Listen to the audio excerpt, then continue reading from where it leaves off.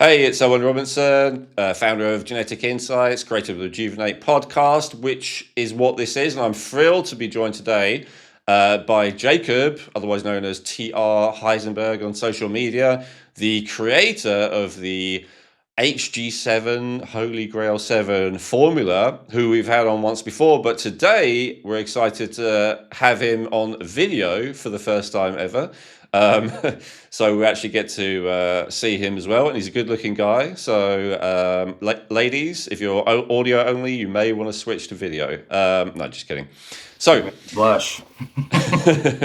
thanks for joining us today, Jacob. No problem. Again, great to be here. Great to talk about this because I don't get to very often with many people in the real world.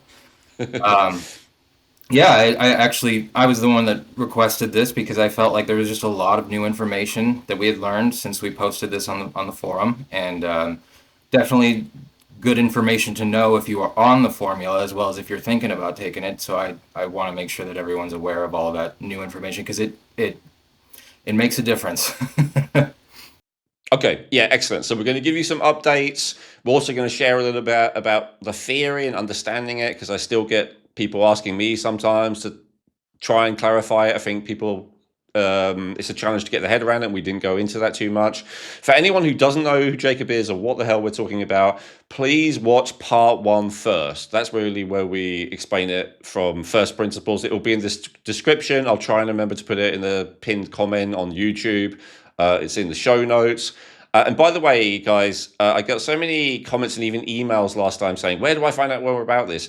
Please check out the description and the show notes. It's literally, you just press the see more thing on YouTube, on your phone or on desktop. And I promise all the information is always there for every episode, including for this one, unless I forgot it, in which case you can tell me, but that's pretty rare. So to find out more about it, to go to the forum that we're going to be referring to a lot, just do that. Check out the description for that.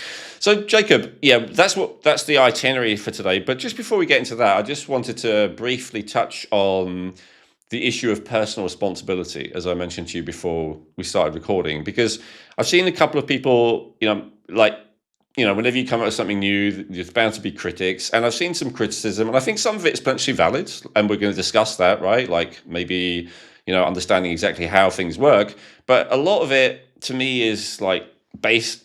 I saw one comment, for instance, of someone saying that, oh, he makes people do such high doses of these vitamins and minerals, and I'm like he's an anonymous internet person. I mean, he's still anonymous. I mean, you shared your first name now, but right, no one knows who you are still.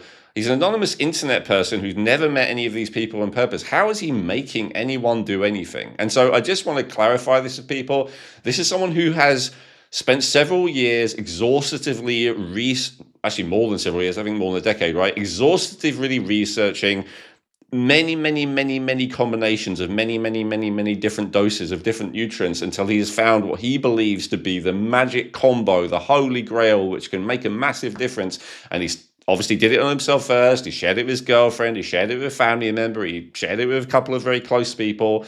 And then when it, had a massively beneficial effect on them, he started sharing it with the world, free of charge, hasn't charged anyone anything. No one's paid him any money, including me.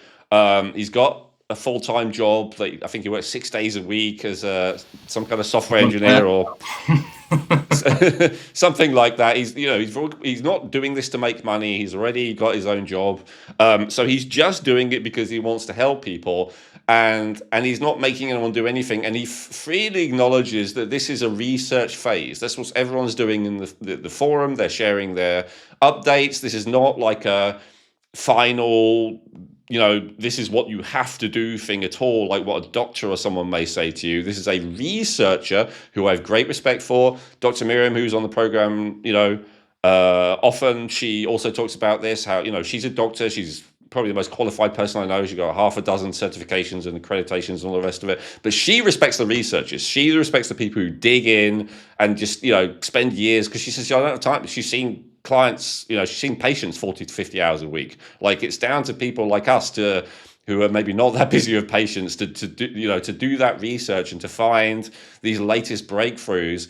And so that's all he's doing. He's sharing the latest breakthrough with us, and that's what he's doing here. Like, there's going to be an update, there's going to be some revisions of what the formula was when he first presented it, and that's okay. And so if this is a research experiment that you would like to join in on because you're excited about the benefits that he's gotten and that other people have gotten as a result of doing it, fantastic. Join in, give it a try. And on that subject, Jacob, I suppose that's maybe the first question I have for you to address. There's a lot of people saying that, you have to do a full dose straight away. I said, look, I started on just a quarter of a dose, and then I did half a dose, and then I ended up doing a full dose.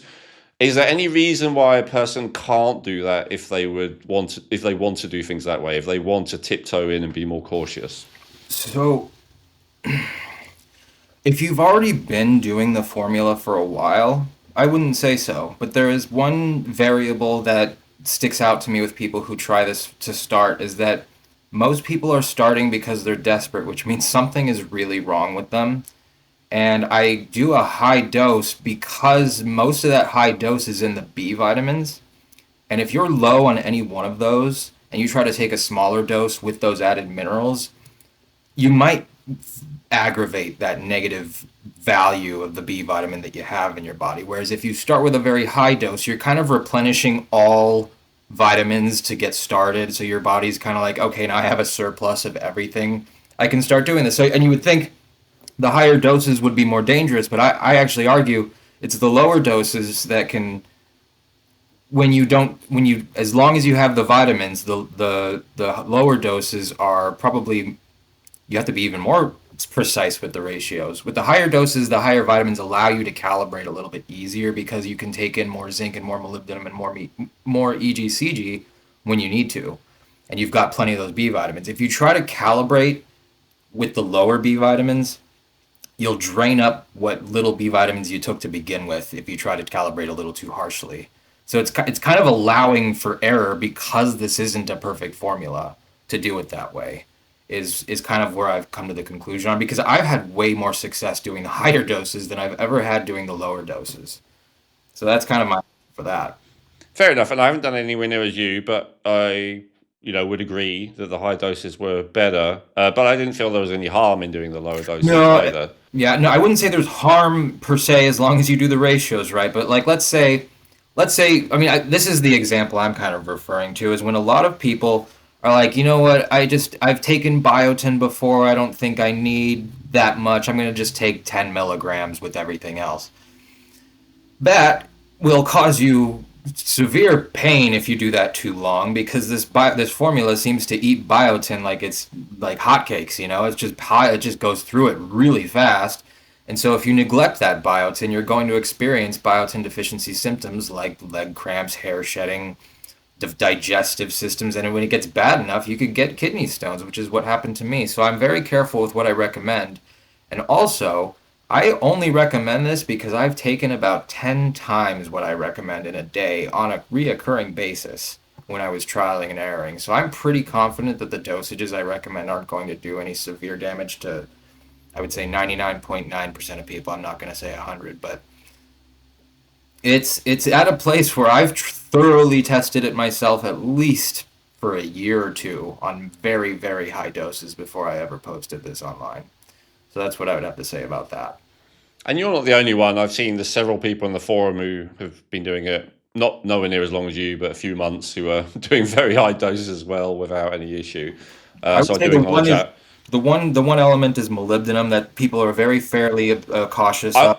I was going to say that's the one to me. I'm not worried about the dose of B6. There's a lot of people worried about the vitamin C. I'm like, you're kidding. Like Linus Pauling used to be 20, 30, 40 grams of vitamin C, like no problem whatsoever. So a lot of things people are worried about, I'm not. But yeah, the molybdenum, I am a bit concerned with, especially if like a client were to use that much. Well, so I found that's actually part of the stuff we've observed. Vitamin C is another big one we should talk about, but I mean, I don't And want sorry, to actually, jump before ahead you too address quickly. that, I'm sorry to interrupt, but I know I said you have to watch part one, but can I try and give a synopsis of what the hell we're talking about for people, and you correct me whatever I'm wrong about? Okay, so my understanding of this formula is there's at least four goals of it. Number one, to replenish zinc.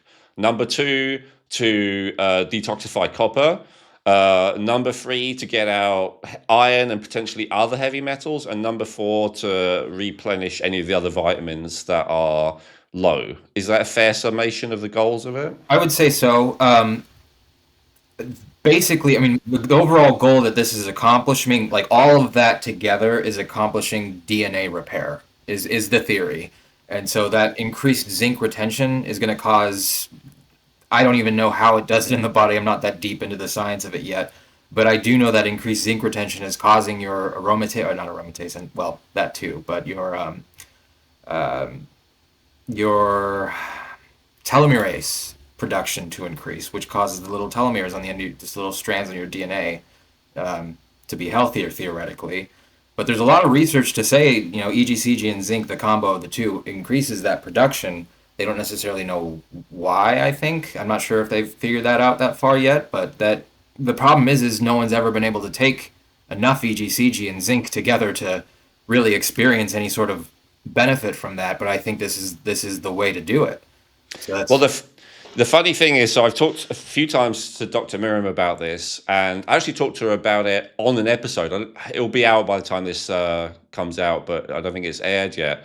And near the end of it, she was giving her, this was like her favorite anti-aging advanced longevity strategies.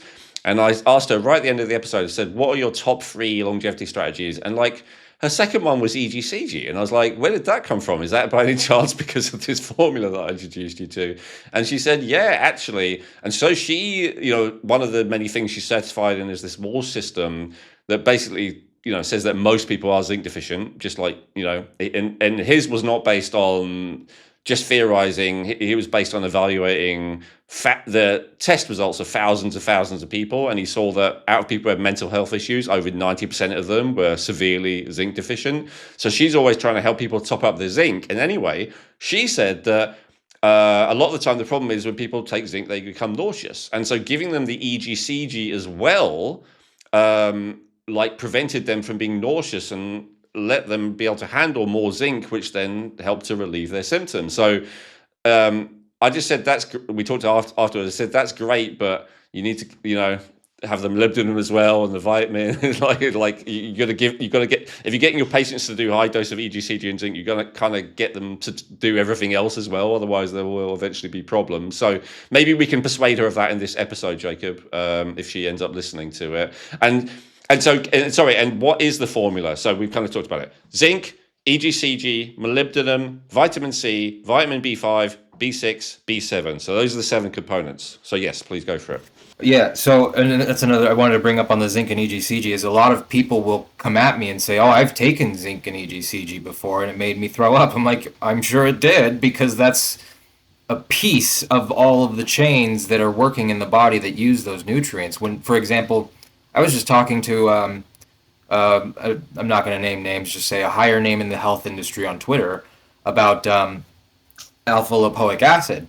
And she was saying, well, this can act as a copper chelator. And I said, well, sure, but when you take alpha lipoic acid, that's not necessarily an essential nutrient in the way that the elements are, like zinc, magnesium. It's a little bit different in that way, where it might do some good essential things for you, but it itself, you might not need the dosages that you're supplementing or whatever, for whatever reason. It acts as sort of like literally a supplement to what actually you need. And so by taking things like alpha lipoic acid and EGCG, you're sort of causing an extreme usage of actual elements that are essential. So when you take alpha lipoic acid to deplete copper, for example, you can even look this up online. This is true. It says you need a lot of biotin with that. Why would that be? Because alpha lipoic acid is draining your biotin because it's depleting copper and using all of these nutrients. And biotin just happens to be one of the larger ones they found out because I suspect everyone's very low on biotin as it is. But I'm saying that these chelators and all these things use the nutrients in HG7, EGCG excluded, to do what it needs to do in the body. So it doesn't matter really what the chelator you use is. I use EGCG because it seems to be the most cost effective and readily available over the counter. But I use that as the iron chelator, and then the body is then now triggering itself to use these other nutrients to deplete the copper and balance the zinc associated with removing that iron with the EGCG. So anyway, It's more than iron chelator, though, right? I know you focus on the iron, but I did a urine toxic and nutritional metal analysis after doing a full size dose of your formula, and it was like collecting all the urine for 8 hours afterwards. And there was not really much iron being excreted at all, but what there was a large amount of lead, which is good because, as people who regularly watch my channel know, I have high levels of lead in my blood. And in fact, my problem was my body was not excreting it. It was not coming out of my urine before. So my theory on that is that your protocol helped to, helped my body to excrete the leads more as well. And the EGCG has a part of that, right? I'm not surprised. EGCG is known to help bind to a lot of metals, but I also think the iron doesn't really leave through the urine, and that's why you get that kind of pain buildup when you don't use the EGCG because it's too large of a molecule, I think, to pass through the kidneys effectively, which is why it goes through the bile ducts, I think, and through the feces. That's what I would say, and I'm not going to tell you to go test your test your feces. That's I'm not that deep into. Some people do that, but I've never done that. Yeah, no, I think that's reasonable. That makes sense. Yep. But the copper certainly does excrete through the urine, at least from my experience, because I don't have to. I don't really have to test it to tell you that there's some crazy things that have come out of my urine when doing this formula. But I certainly probably should get tested because people keep asking me for it. Yeah, I know that various people have been suggesting it. I don't know if anyone's offered to pay for it. No, I know that finances are currently a bit of a struggle, right? I know you said that Well, publicly. it's getting better, but I'm climbing like during this whole research phase. That's where every penny I ever could spend on myself went was just buying mostly more biotin because I realized I would go through that so fast until I found the pure stuff on Amazon. I would buy bottles of the 10 milligram until my wallet was drained because if I didn't get that, the kidney stones would come back, and it was a way worse situation than being broke, than to be miserable. So I would just spend every dollar I had on that, and then I ended up losing my job after a while because I couldn't keep my sanity, and then finally got something better after I figured this all out, and now I'm climbing out of this hole, and it's going really well, but it's just taking time, a lot of time. Well, yeah, I said, I'd be happy to pay for it, but Jacob's position is he doesn't want anything from me until my health is transformed. So that's Yeah, yeah. fair I want enough. results before I ever think about you buying me a gift. So that's fair. And I'll keep testing myself in the meantime because I do that anyway. Okay, so can we, again, before we go into the updates, can we give people a review and maybe I'll ask you some questions based on what other people have asked me, like from your understanding now, which may have changed since when you originally posted, how does it work? And specifically, why is each component essential? Because as you say, people you talk to say, oh, can I do it without this? Can I do it without this? This is hard to get. Like, can you explain to people what each part does to you? Maybe what the symptoms are of not including it and why it's essential. So we went over the seven nutrients. There's vitamin B6, biotin, B5, biotin's B7, um, B5 being pantothenic acid, and B6 specifically being pyridoxine hydrochloride, I think is how you say it. Not the P5P, and there's a reason for that. That's an active form, and any active form I don't recommend in this formula because any vitamin because it forces the vitamin to work when this kind of is supposed to balance itself out. Like you don't want anything to work when it can't, because that means it's going to deplete something else that it shouldn't, or it's going to work in a way that you don't want it to. So that's the reason I recommend the regular vitamin B6 or the P5P. But anyway, so there's the three B vitamins. There's vitamin C, which I just recommend as ascorbic acid. No fillers, no rutin, no copper chelators in there because, again, that'll force a process you don't want it to force. And then EGCG, molybdenum, and zinc. Now, the goal, as you said, is to replenish zinc levels. And my theory is that zinc cannot absorb, like it might circulate through the blood. You might get a little bit of it out of it, but most of it is you might excrete about 75% or more of it that you take because I believe it's being blocked.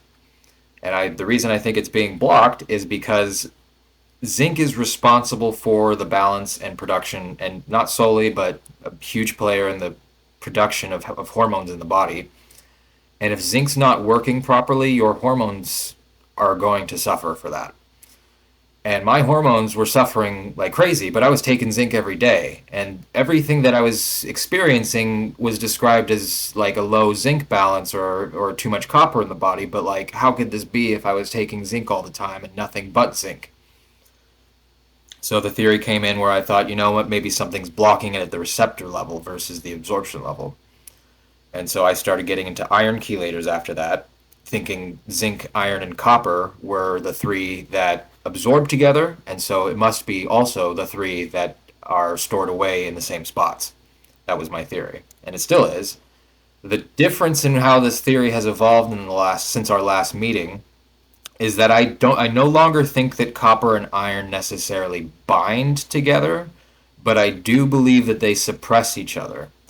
And I do believe that you need to keep those in constant balance. I'm not sure what exactly that balance is like on an actual metric measurement scale. So when I say high iron, low copper, or high copper, low iron, I don't mean you physically have an exact amount of copper that's greater than iron. I mean the balance of the two, the ratio of the two is off somehow. There's a ratio of copper and iron that the body seems to want, and whenever you get too low on one, the other seems to surface in an unhealthy way, vice versa. And so this formula attempts to deplete both of them while surfacing more at the same time. And by doing that, you are getting rid of what's in the receptor level, which your body then allows you to take more zinc in to absorb. Unless those receptors are clear, the zinc won't absorb. It'll try to circulate through your blood. You may sweat it out, or it might make you nauseous and throw up if you take too much of it. When you take this formula, the zinc suddenly, an amount of zinc you could never thought taken like on its own. We're talking. I mean, I just last night I took about 300 milligrams of zinc. That's well beyond the recommended dosage, and by all metrics, that would have made me throw up every time years ago. Most I, people it would. Yeah. yeah, and I don't recommend you do that on its own. In fact, I don't really recommend you do it with this formula either. That's a high dose, and I just don't want to push people that far. But I was able to do that with these other nutrients pretty easily. Like I may you might experience a slight little bit of nausea if you do this on an empty stomach, but if you do it right, those nutrients are being used at the same time, constantly draining and filling and draining and filling, and your stomach acts like that fulfillment center, and it's pulling more zinc. Oh, it's pulling more EGCG because it needs that now. Oh, pulling more molybdenum, and we'll get into the mechanisms of each one in a second. But it's using all of these nutrients at the same time while also dropping your iron and copper levels and allowing zinc to go in. And that's a very tricky balance to do, but once you get it right, you begin to experience changes on a physical level that I can't describe. I mean, you're looking at me, you said I was a pretty handsome guy. That was not the case 3 years ago. Not even close. I was very unhealthy, very pale. I still have a little bit of dark circles under my eyes, but they were down here all the way, very dark. I didn't have any rosiness in my cheeks. My lips were pale. I was bleeding gums. I had hair loss that was so bad that, like, I could pull it out instantly. Now, I mean, I don't want to undo my bun because I haven't washed my hair in a couple of days. I've been working like a dog, but it's a lion's mane, and so I've been doing this for 10 years, and this whole theory is reversed engineered from what works. So if I'm wrong, I'm wrong, but the about the why, but the effect nonetheless remains that it's worked really well for me. So And I just want to emphasize that point before you continue. Like for practitioners listening, who've especially nutritional practitioners who work with a lot of clients, you know how difficult it is to top up people's zinc. You know that there's a certain level that you can give them after which they get nauseous, and that level isn't that much. For a lot of people, it's just like 50 milligrams, let alone 300, and they're already like nauseous. So it is impressive that, and again, you're not recommending it, but it is impressive that you and many other people are able to take hundreds of milligrams, I believe sometimes even 1,000 milligrams, without experiencing nausea. So just that, I know to the layperson that's not, that's like, oh, I don't know what that means, but just for the practitioners out there, pay attention to that. Like, how is that actually possible that a person can have that much zinc and experience no nausea? That is interesting, and it was interesting to me when I heard that. and even more impressive, not even the zinc. I had to balance that with EGCG and molybdenum, mind you, and that required with that much zinc. We're talking over like 10 milligrams of molybdenum, and we're talking about. At, I go off of number of capsules because I do this so fast. I don't actually think about milligrams often, but I'm at least what, 12 to 15 caps of 300 milligram EGCG in a day, and I've been doing this for years. Why am I not dead? Why is my liver not giving out on me? Why do I feel better and better? So anyway, we kind of we kind of drove Yeah, I off. know we went on a tangent there, but I think that is where people want to see your blood test results, just to see if your liver has got elevated enzymes or anything. And so again, let's test that. And if it hasn't, again, how is that even possible? That's a really good question, right? Right. And so back to the theory. The B vitamins work to sort of, in my experience, they work sort of to pull these metals to the from the tissues to what I'm theorizing to the liver to act as sort of like the liver acts like a cue. It's queuing up these metals that you're pulling from these tissues. And so by doing this, a couple of people have experienced increased liver enzymes. I think I'm not exactly sure, but that would indicate like a hardworking liver, which some doctors might say, oh, that might be pre-late liver failure. No, it's true. Your liver is working really hard in this process, but you should be taking the right nutrients to keep that in balance. The EGCG, for example, helps keep the liver healthy as long as you keep it in balance with everything else, because the antioxidants are supposed to do that for that very, like milk thistle does a little bit of the same thing. Um, but EGCG is just so potent, so you can only take so much most of the time. But when you're taking these vitamins, they're queuing up what I think is mostly copper and iron, but as your analysis has showed, it's some other metals I imagine too.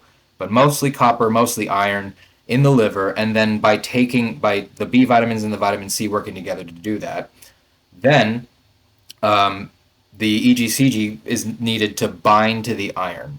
When the EGCG binds to that iron, which is a known thing that it does, I'm not theorizing that. It binds to the iron and passes it through the bile ducts into the feces. That then allows the cue to push copper through, because that doesn't EGCG doesn't chelate out copper the way it does with iron in my experience. I always experience higher copper toxicity symptoms after taking EGCG. So what that does, I think, is force that now free copper that was once in the queue to be circulated through to the kidneys to pass through and flush out using molybdenum. So you're surfacing these metals from the tissues. Could be the brain, could be the heart, could be your legs, could be anywhere that it's not supposed to be. I'm even theorizing there's pockets of it in my eyes just because the pigments in my eyes keep changing. And I mean, copper's a melanin producer, so that's a whole other thing I'm not going to get into. But that's just one interesting thing. It could be anywhere. So it's pulling it from where it shouldn't be, going to the liver, and the liver's like, okay, now I need to chelate this iron because normally it wants to recycle any iron that it can. This is part of the theory, is that we evolved to recycle as much iron as possible because it's used for blood maintenance, and we used to be much more primal, much more active out there. We used to rough our bodies up more, especially as men, causing us to bleed more. And so if the only way in the past to get digestible and absorbable iron was through animal meats, I would imagine you'd have to do some sort of extraneous exercise to get that animal meat, which I would think, would cause the body to evolve to want to retain as much iron as possible so that when you do lose it, it has plenty of stores left over. Well, we've gotten to a point in society where we don't bleed as much anymore. Women still have menstruation, but we don't have, men especially, don't have like a clear avenue unless they're in some sort of physically demanding profession. Like log cutting, for example, is a great example. Which, have you ever noticed how log cutters look really healthy? It's because they're out there, they're bleeding, they're getting roughed up, and I imagine that's a lot of that iron loss is actually therapeutic. So, but Yeah, and a lot of people make the point, bloodletting used to be one of the top five medical interventions up until 150 years ago, right? yep, Leeches, all that kind of stuff, yep. and people think that these people are just purely ignorant, but I doubt they could carry on making a living if it had no benefit ever, right? Obviously, some people are benefiting from it. So yeah, and so what does the body do with all this extra iron that we've not only been not able to excrete, but even fortifying our foods, especially in America, with like our cereals and all of this with like, oh, extra iron, extra this, extra iron this, like fortified with iron, our prenatal formulas, our everything. Like we're setting ourselves up to fail because we are focusing on the wrong things and not asking why, in my opinion. And Um, I'm sorry to go on another tangent, but you just reminded me of it. Do you think there's any difference between heme iron and non-heme iron? Because all the fortification, all the rest, and even iron from piping and all the rest, it's all going to be non-heme iron, So right? I think the body has a pretty good defense mechanism of taking in new iron that's not heme iron. Like I feel like the reason why red meat iron absorbs so much better is because it's already kind of in like that digestible form close enough to the human body that it recognizes it. Whereas plant-based iron, it's I think the body might have a better defense mechanism of taking too much of that in. I'm not sure. So I think honestly, Well, what I was I can wondering, tell is you. it possible that it's the non-heme iron that the body doesn't know what to do with and then stores where it's like a Maybe. toxic form? Maybe. I don't know if the body is able to reject it in the stomach and just go straight to the feces or if it just absorbs and puts there. I But think that is the usual theory, yeah, which is why when people have iron deficiency, often it's hard for them to build their iron back up with non-heme iron. I would give you my full theory on why I think we have too much of it in our blood, but that would require me to go conspiratorial on you, so I'll save that. All uh, right, maybe we'll do a speculation in another episode, full yeah, for conspiracy. sure. But I do know that, I mean, I do know that I've experienced pretty much my whole life copper toxicity symptoms that I couldn't fix with just zinc. And zinc I was told my entire life was the antagonist of copper, which I do believe it is. But there's something in the way there, and I think iron was what's in the way. And then I realized that taking zinc alone doesn't actually deplete copper; it just displaces it.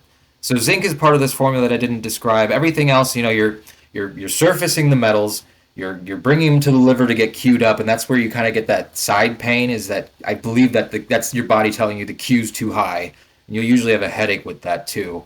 And so you take EGCG, suddenly the queue moves forward, but then you get another side pain, and I think that's the copper buildup in the kidney at that point, or something like that, because taking molybdenum usually relieves that for me. For some people, it's more EGCG, so again, we'll get into that in a minute, but the theory goes that you're getting rid of these metals and replenishing zinc. So after all of that, you surface the metals, you get rid of them. You now have room to take in zinc, and you need that zinc because zinc is also, I believe, going to displace any remaining copper that's sitting in the liver. It's going to displace that and continue it forward. Because zinc does act like a repellent, I believe, to copper. They're kind of bouncing against each other like a positive and negative end of it, or two positive ends of a magnet or something. So I believe that zinc is kind of keeping that process through, and it gets eaten a little bit in this process as well, which is why when people neglect their zinc, they get a little bit of that pain, especially in the deep center gut. And I suspect that's because of all that copper buildup in the liver.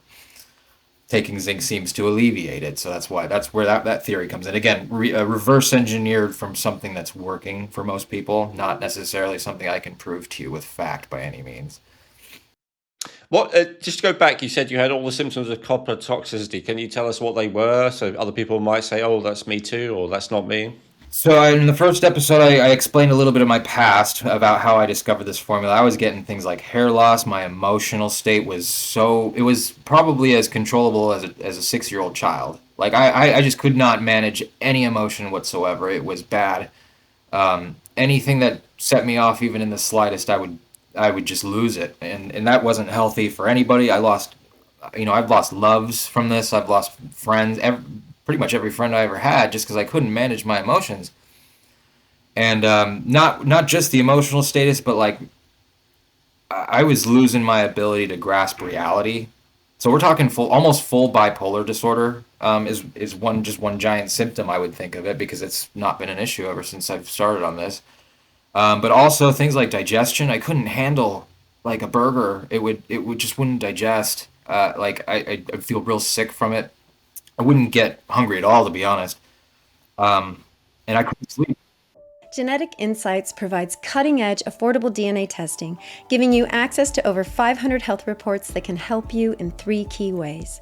They may be able to resolve your existing health challenges even when nothing else has worked. Using simple lifestyle changes, their reports can help you reduce your risk of developing future health challenges that you may be genetically predisposed to. And they can help you feel more confident in your health by showing you where you are genetically strong. Unlike most other genetic health testing companies, Genetic Insights tests over 83 million different variations in your genes, guaranteeing 99.7% accuracy across all of their DNA reports. They cover almost every aspect of health, including digestive issues, cardiovascular health, weight loss, hormonal and blood sugar balance, as well as nutrient needs, allergies and intolerances, and so much more. Using their system is quick and easy, and reading the reports is simple. If you've done an Ancestry DNA test, you can simply download your raw DNA data, upload it to the Genetic Insights platform, and within a few hours you will have access to genetic reports which give you a risk score for each specific issue and scientifically validated recommendations based on your individual genetic profile. Everything in your reports are based on scientific studies, and there are citation links throughout every report. If you are serious about optimizing your health and wellness and feeling great, then getting access to your Genetic Insights reports may be the most important health investment you will ever make.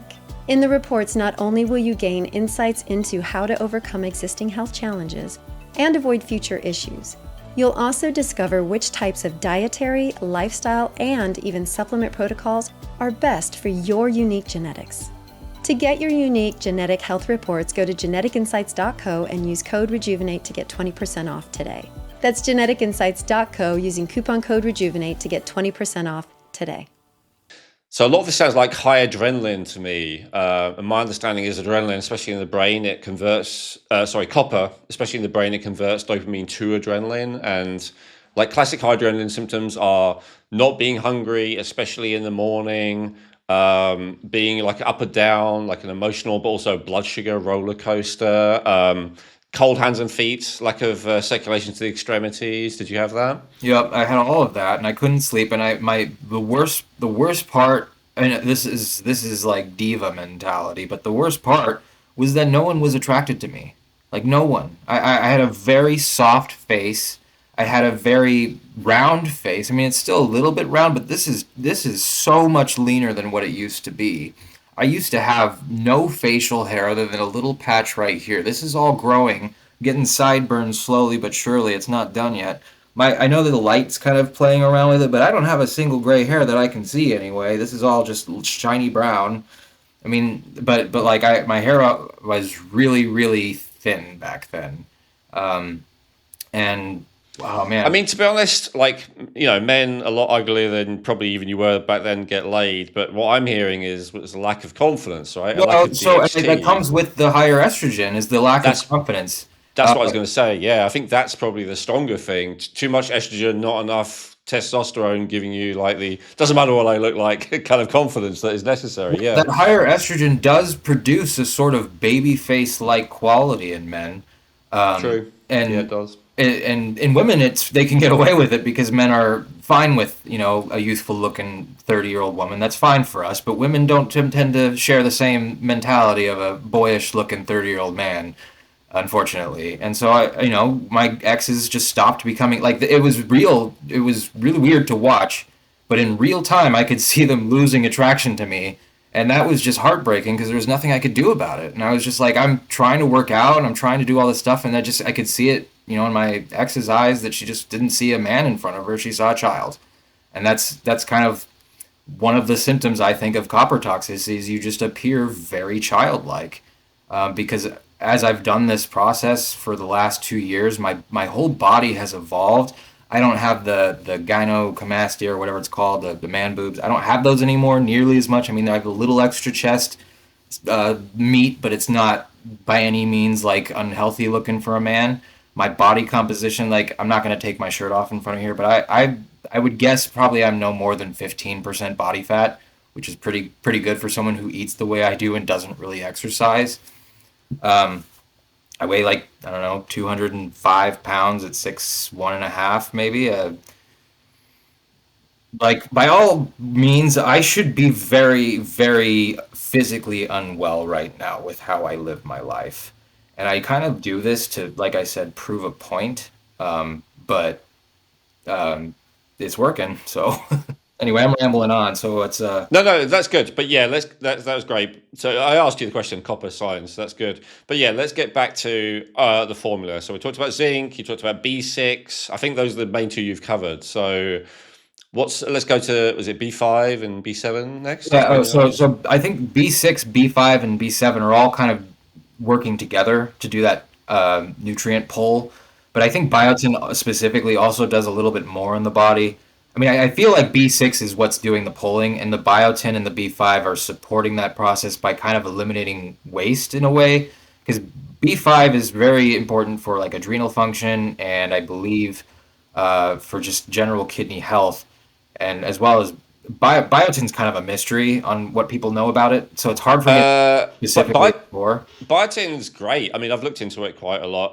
What B5 and B7 have in common is they're both very important for mitochondrial energy production. So perhaps they are keeping up with helping the body keep up with the demand for extra energy, extra ATP that the detoxification process That requires. that was where I was leaning to because the copper is a stimulant of the adrenal system, and so I suspect by constantly surfacing tons and tons of copper, you're stimulating your adrenal system like crazy.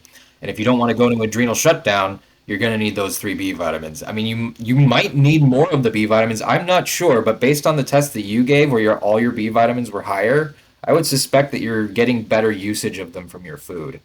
That would be my guess, but I cannot tell you for sure. I just know that in this process that I've gone through in the last 5 6 years, I've never really had a major deficiency symptom of any other one of the B vitamins except for these three.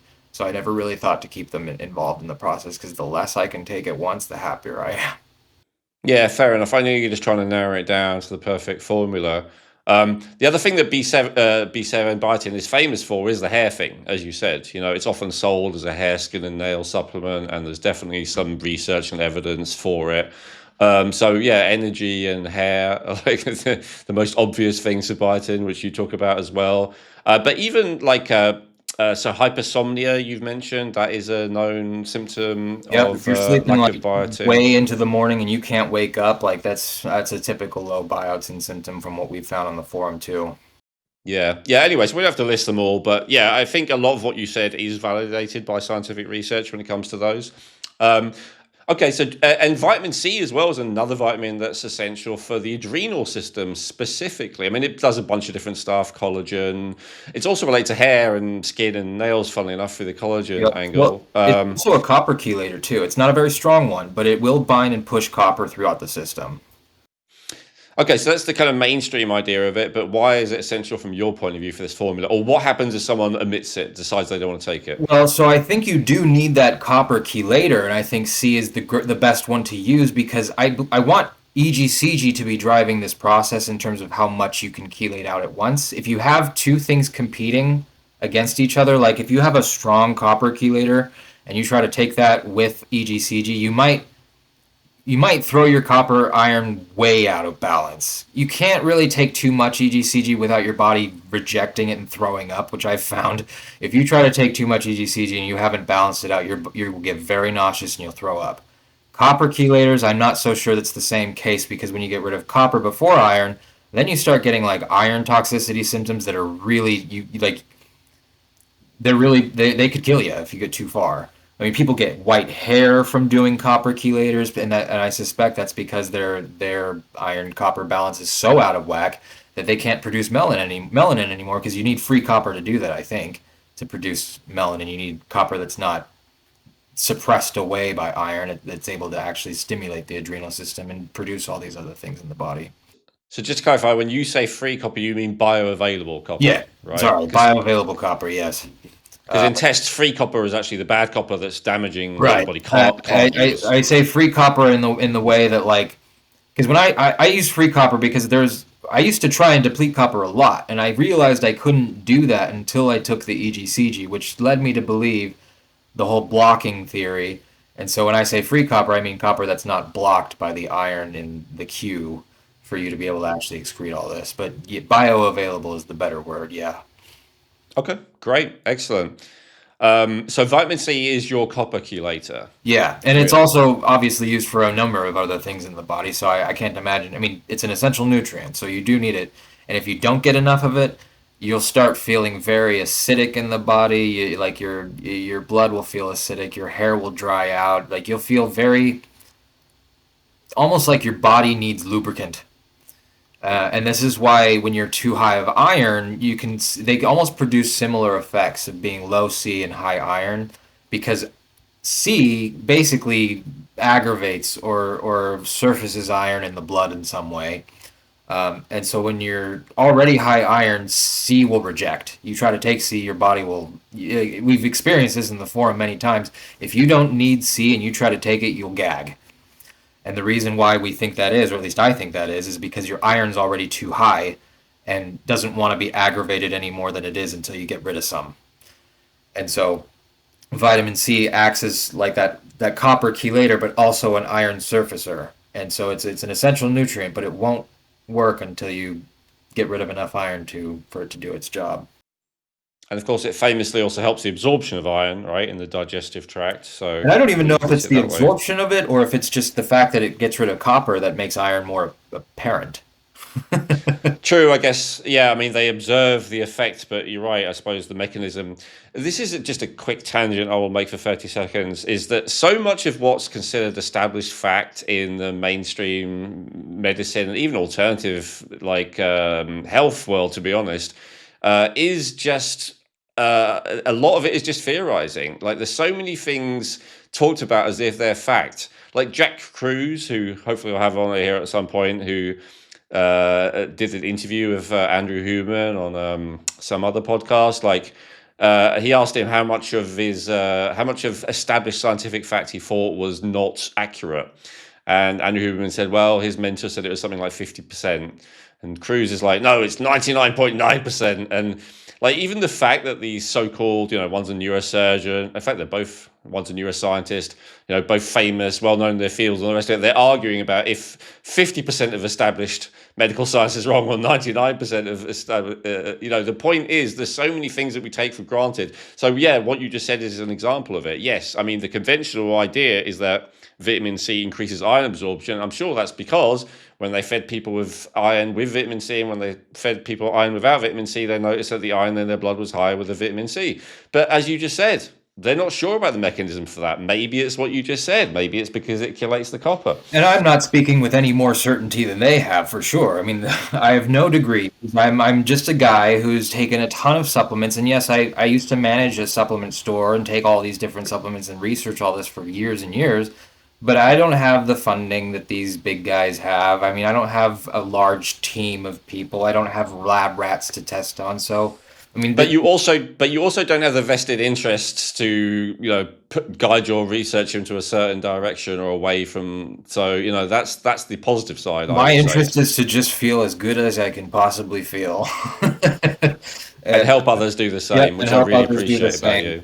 Because honestly, I care about people, and I mean that's just why I do it. I hate to see unnecessary suffering in the world, and if I can do my part to prevent that, then I'm going to do it. And sometimes it's hard when you got the critics screaming at you that you're making them do things, and to them I say, you don't have to.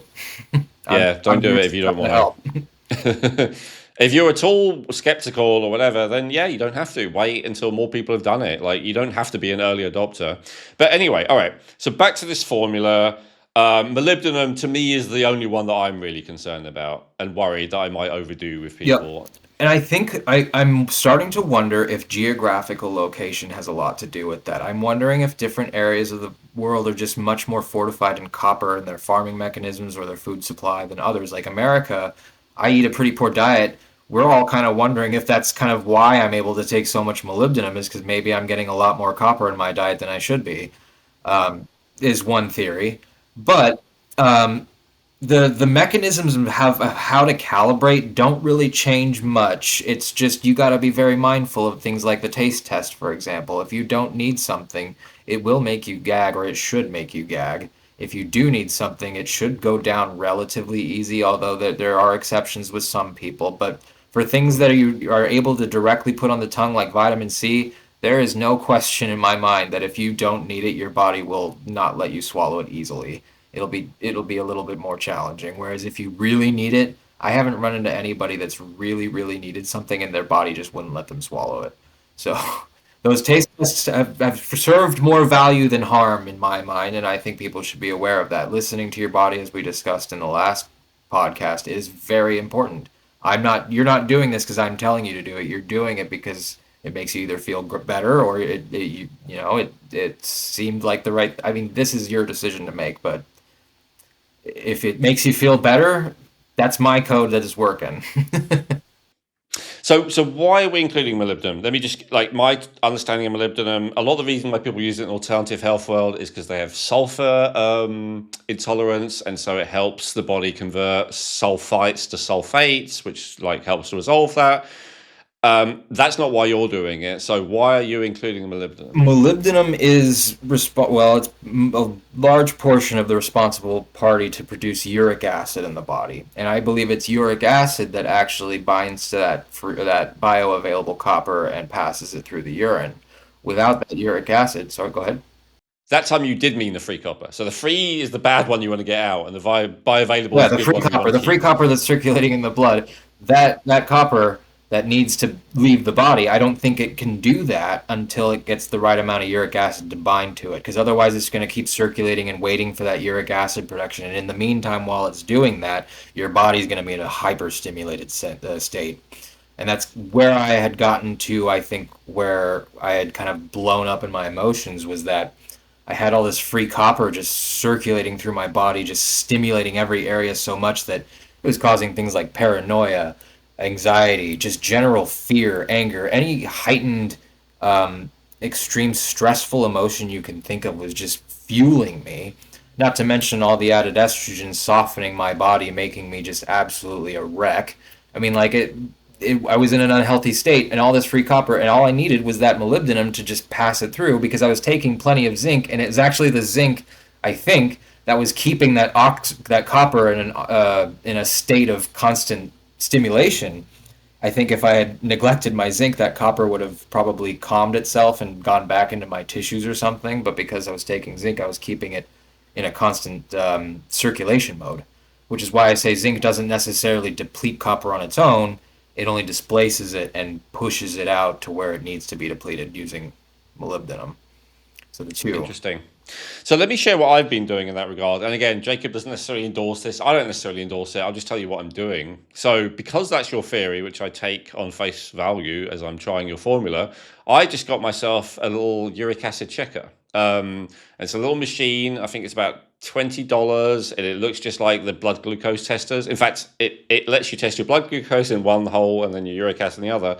And I just test my uric acid, and I base the molybdenum dosage I take on a day on my uric acid levels as opposed to anything else. And I have found that to be very reliable and very helpful, more than using the symptom checker, to be honest, more than using taste. And because I like facts and figures, it just satisfies me as well.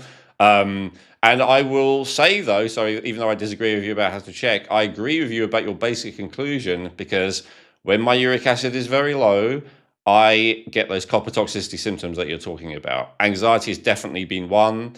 And when my uric acid is very high, so I talked to you about that, and I wasn't getting the extreme, I wasn't getting very extreme high iron symptoms like you talked about. Yeah, no, that's what it was. I was getting copper. All right. So when the uric acid is low, I was getting anxiety. Increase the molybdenum, it would clear. But when the uric acid was high, I was getting like allergy kind of symptoms, which I haven't had for a while, quite mild. And then you said to me, "Oh, you actually need to take more EGCG." And what's happening is that the copper is high and it's not able to excrete because it's bound to something else, and the EGCG needs to free it up. Now, again, that was your theory. I didn't, I took it on face value, but also didn't necessarily believe or disbelieve it. I just tried it. So then I took a bunch of EGCG, and sure enough, next, a few hours later, next day, whatever, the uric acid levels went down. So when I want my uric acid levels to go up, I take molybdenum, and when I want my uric acid levels to go down, I take EGCG. And I found that to be like, I wouldn't say quite like clockwork, but like very reliably that consistently does work, and it does correlate with the symptoms. Yep, and I think the theory on that is that, like I said, the B vitamins and all these other things, they're queuing up these metals into the liver, and so by doing that, you're queuing up your copper, but that copper doesn't want to excrete yet until there's enough iron loss to where it's like, okay, now I'm heavily overweighing the iron. Now you can excrete me. But until we get rid of that iron, it's going to be like, well, you have all this iron, so I don't think I should be excreting right now to balance out. That's what I'm thinking is going on, is like your body's that smart to where it's like, you have all this extra iron. I don't really want to get rid of this copper yet. But then you take the you take the EGCG, and then suddenly, that iron can't recycle. Now the body's like, okay, now you have a higher balance of copper. Now I'm ready to excrete this copper and send it out the kidneys. I think that's what's going on based on how I've been feeling, because it's just amazing how that shift in balance can cause such rapid symptoms when it gets just even the slightest bit out of balance. You take a little too much EGCG, you start getting those copper weird symptoms. You take a little too much molybdenum, you start getting it's a constant it's a constant game of Tetris is what it is. Yeah. Okay. So that's my way of addressing that. So in the case of molybdenum, I found like along with your standard dose, I like to do 1.5 to 2 milligrams as opposed to 2.5 to 3 milligrams. That seems to be what the test is actually showing. It's probably actually closer to 1.5 milligrams. And that would be right for So you. okay, so yeah, you and I have discussed that, and so you're definitely quite flexible on that molybdenum level, and I think you had some theories about why it might vary so much. Do you want to Yeah, share? the theory. Well, first of all, the theory was geographical, like diets. I'm not sure. Maybe your area just has a lower copper amount in your food. I don't really know. But uh, and also you don't really have as much of the baby faces as like I might have had 3 years ago. Anyway, I never had signs of high estrogen, but I did have signs of high adrenaline. So I think I might have had copper in the brain, but not in the tissues, something like that. I think maybe you had a lot of like surface level copper that like maybe was triggering like copper toxicity, but like deep at our cores, maybe your copper levels weren't nearly as high as someone like me, for example. Like maybe my tissue copper was much higher than yours, and your blood copper was just much higher. I'm not. I mean, that would be a guess of mine. But again, this is all theory, so I really can't give you like a solid. Yep, that's the reason. Sure. But I do And know. so Yeah, sorry. To finalize that thought, by being lower copper, I think you don't need as much molybdenum. Is just the theory. So yeah, I mean that makes sense. Yeah. And so but I thought I would probably be higher copper because my whole life I was vegetarian, and so I would have had much less iron and zinc in my diet than the average person yeah, who was not maybe that may be, vegetarian. but it may not. It just may be that you didn't consume as much copper. Like you might have been more prone to copper being absorbed, but you may just not have absorbed as much as consumed as much as someone maybe like America, where our diets are just horrendous.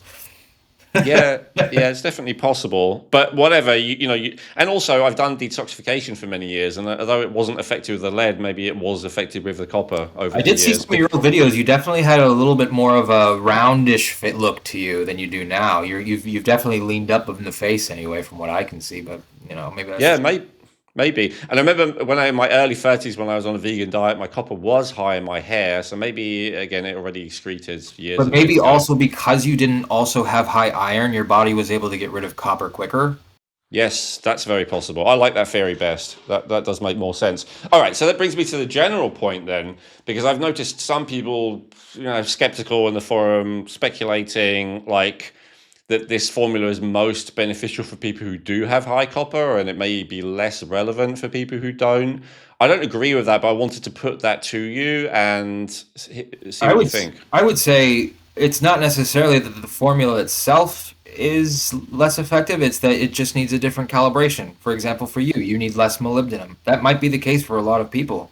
I probably overestimated how much molybdenum a lot of people need because of how much I need and how much most of the people I've shown in person need, but they have all, aside from my girlfriend who lives in another country, all of them have experience. I mean, are from America, and so none of them have ever questioned me on the molybdenum piece. Now, my girlfriend is definitely high iron, or was high iron, and probably still is. Both of us are probably still high iron. We're still going on this. We're not done by any means. Um, but the copper was definitely a question for her as well. So I'm starting to think that it's an American thing, to be honest. Yeah, maybe. But I don't think it's exclusively because I was going to say. So I have a client. He's my favorite client for a while now, and he's based in Australia. And he did a very comprehensive nutritional panel, actually better than the one I have available over here. For some reason, the Australian nutritional panel seems to be second to none. Anyway, it showed he had very high levels of free copper, so that's the bad type, the type that is damaging your body. And it also showed that he was deficient in vitamin C, vitamin B5, vitamin B6, and vitamin B7, and molybdenum. And I was like, well, if there's any candidate for this formula where I feel pretty confident recommending it, it's going to be him, because he's literally, severely deficient in almost every element that it contains. And he starts to take it. He's been taking it for a little while now, and he's had like literally zero negative side effects at all, like of any type. Not even just that overall it's positive, which it has been, but like he hasn't had one headache, one anxiety spike, like nothing. That's impressive. Because most people do need to calibrate just a little bit. When I posted this, I was very clear. This is not a perfect ratio for everybody. I think these nutrients are all in the right area, in a level where calibration is doable. But it's certainly by no means a complete take it and not worry about it. No, it's not that. It's not there yet. For example, when I first posted this, I thought 200 milligrams of biotin was enough. We found out that even that wasn't enough for the ratios that I posted, so we raised it to 300 to match what we had posted for B5. And so this is still extremely experimental, and you will have to calibrate if you try to take this, because we're not all starting from the same point. That's the big difference there, is we're not all starting from the same levels. But these nutrients are universal, and to balance those levels, you just have to take the right ratios, which is going to have to be kind of on you to figure out a little bit, using the forum as a guide. And that's what I was going to say. So he has had zero side effects, but I did not start him on your classic dosage. I started him on your classic dose with way less EGCG, because he had really low ferritin, really high free copper. As I said, very deficient in all the other vitamins. So I'm like, just have the full formula, but with much less EGCG for now, until he gets any negative symptom, then we'll reassess it. And as I said, it's been 100% successful. But again, you don't want to be dogmatic. And if someone had test results that were the opposite, like, very low levels of free copper, very low levels of copper in general, and, like ferritin of 400 or something, I would have done the opposite, right? I might have done extra EGCG and very low levels of molybdenum in comparison. It's also very important for people to know the dose that worked for you today may not be the dose that works for you tomorrow.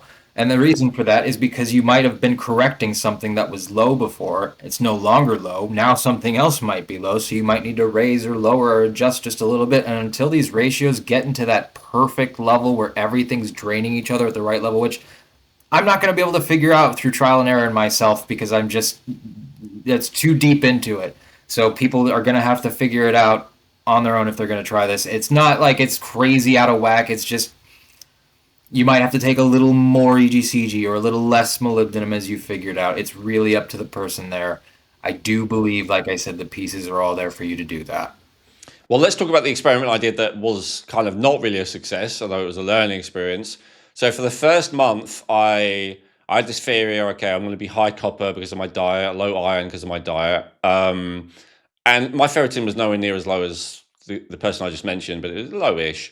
So I did really, and also I experienced a little bit of intestinal discomfort from the EGCG. So I'm like, I'm just going to do really low EGCG and do everything else. I think I actually did 0 or like a half amount of EGCG. And I did that for 3 or 4 weeks without really having any kind of downside.